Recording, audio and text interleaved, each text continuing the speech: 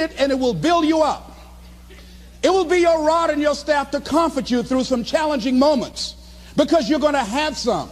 Life will knock you between the eyes.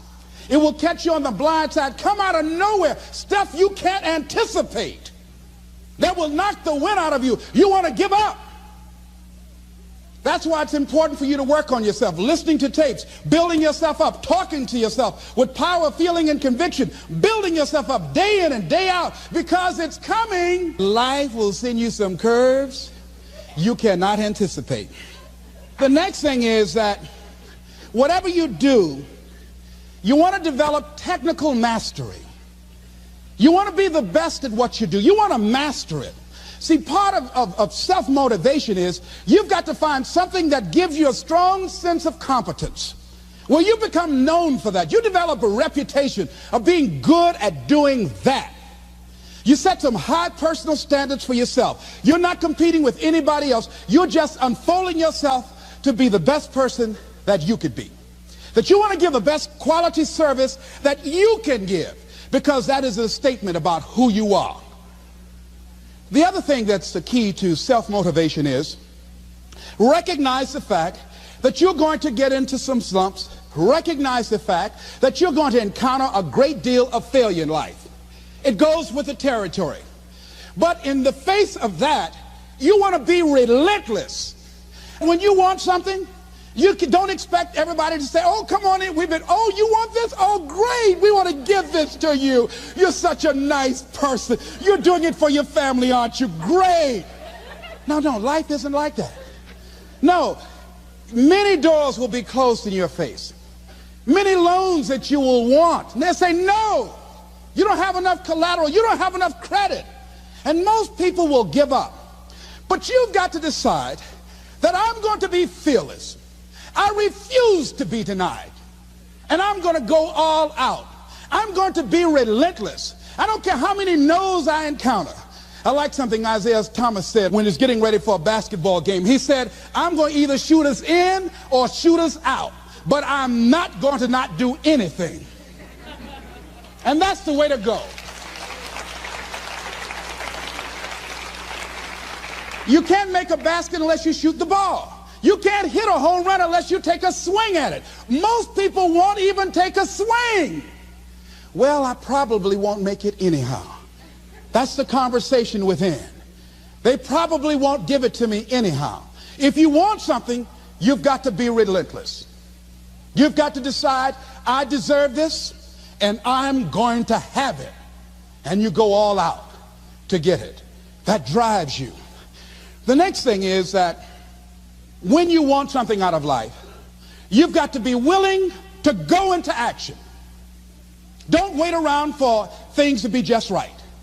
Don't wait for things to be perfect. Don't wait for the ideal situation. It will never be ideal. There will always be a reason. Well, as soon as the children grow up, or as soon as I pay my bills, or as soon as I get my divorce, as soon as I get enough money together, do what you can, where you are with what you have, and never be satisfied. A lot of people never take a chance in life. They don't want to take any chances. They want the situation to be ideal. See, that's not walking by faith. That's walking by sight. If I can see it, I'll do it. No. That's a lot of people saying, if I can see it, I'll believe it. No. If you believe it, you can see it.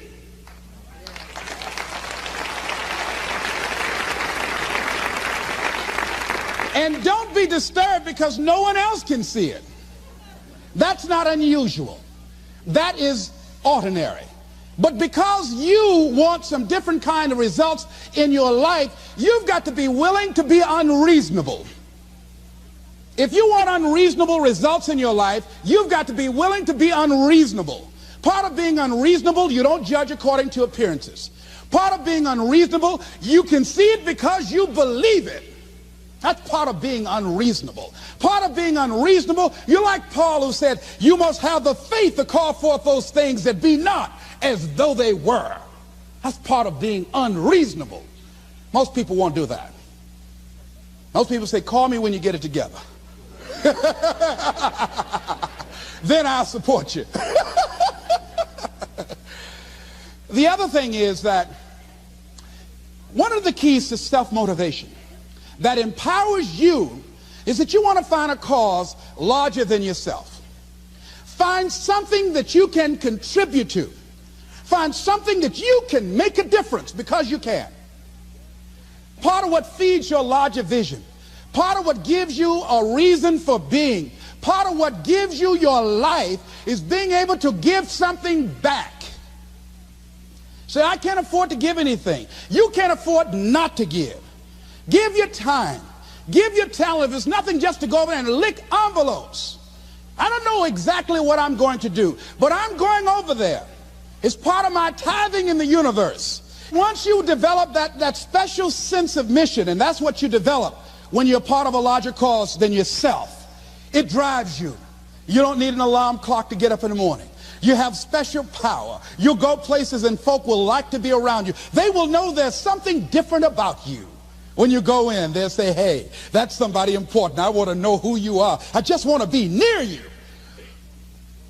That energy that you have, that consciousness that you will embody will affect everybody around you.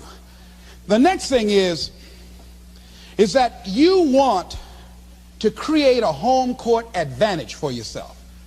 You've got to be aware of who you have around you. So you want to be selective. Have friends that will enable you to grow. I have friends that help me to grow spiritually. These are my spiritual friends. I talk spiritual stuff with them. I have some other friends who are just intellectual friends. They make me grow intellectually. They make me stretch. I have some professional friends. I'm a member of the National Speakers Association. I get together with other speakers and we learn from each other and we grow from each other. I have other friends who are just social friends. All we do is just socialize together. We'll look at a basketball game together or go out dancing, but that's all we can do. We don't talk anything serious, nothing spiritual, nothing intellectual. That's not that kind of relationship. Nothing heavy up in here. Have other friends, we walk together. That's all we can do, walk together. Talk about we're going to lose weight one day by and by for good, all right? That's all we do. Nothing else. So, according to the relationships that you develop, we grow from people and projects. And the relationships that you develop can enhance and can enrich your life, or they can drain you. I know many talented people who had a great deal of potential, but because they didn't surround themselves with other people that will inspire them to transcend themselves, they never realize their greatness, and they will end up going to their grave with all their good stuff still in them. So you want to look at your relationships, the people that you're involved with, the people that you communicate with most often, and you want to ask yourself the question, what am I becoming because of this relationship? Does it inspire me? Am I motivated? Am I encouraged? Am I driven to develop myself? Am I seeking my own greatness? What kind of person am I becoming because of this relationship? Am I becoming more cynical and negative about life? Ask yourself that. The next thing is, you've got to say yes to your life. You've got to say yes. Yes to my dreams. Yes to me. Yes, I can make it. Yes, I can. Doesn't matter how many failures I've made. Doesn't matter how many mistakes I've endured. Doesn't matter about my defeats. Doesn't matter about what I've done. Yes, yes. I don't care about the fact I'm in a hole now. Doesn't matter about where I am. Yes. The last chapter to my life has not been written yet. If you judge me now, you'll judge me prematurely. I haven't exposed all my stuff yet. I'm still in the process of transforming my life. I'm still in the process of becoming. Yes. I had somebody in my life at one time told me, you'll never make it. And I said, I'll show you. And what energized me, what motivated me was something that Frank Sinatra said. He said, the best revenge is massive success.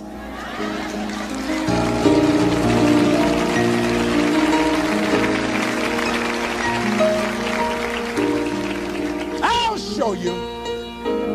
You just watch my smoke, as old folks used to say. So say yes. Stand up for your dreams. Stand up for what you want in your life. Decide that your life is so meaningful to you, that you love you and you love life so much that you're going to stand up for something you want. I used to have a saying when I was on the radio, stand up for what you believe in, because you can fall for anything. So what I say to you this evening, that you are powerful. You have miracle working power in your life right now. But you've got to work on yourself. You've got to develop yourself. You've got to talk to yourself day in and day out, selling yourself on you and on your potentials. And you've got to know that you are worth all of your effort. And that the key to your motivation, as you get a larger vision of yourself, is to know that you have something to give. Is to know that you have a reason for being in the universe at this point in time. I want you to stand up for your life right now. Anybody want to stand up for your life? Stand up for your dream? Stand up for your dream.